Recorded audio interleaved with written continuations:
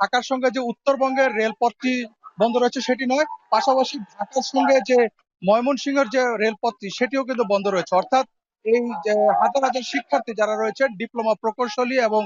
বিভিন্ন পলিটেকনিকের শিক্ষার্থী, তারা কিন্তু এই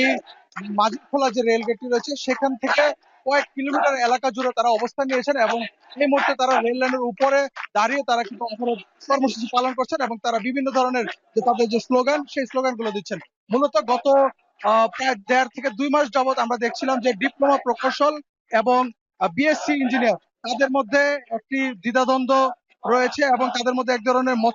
মতবিরোধকে কেন্দ্র করে কিন্তু এখানে বিক্ষোভ কর্মসূচি কিন্তু তারা লাগাতার পালন করছেন। তারই অংশ হিসাবে কিন্তু তারা আজকে এই ধরনের অবস্থান কর্মসূচি দিয়েছেন, রেলপথ অবরোধ। এবং পাশাপাশি তারা বলছেন যে সারা দেশে কিন্তু তাদের ডিপ্লোমা প্রকৌশলীদের এই ধরনের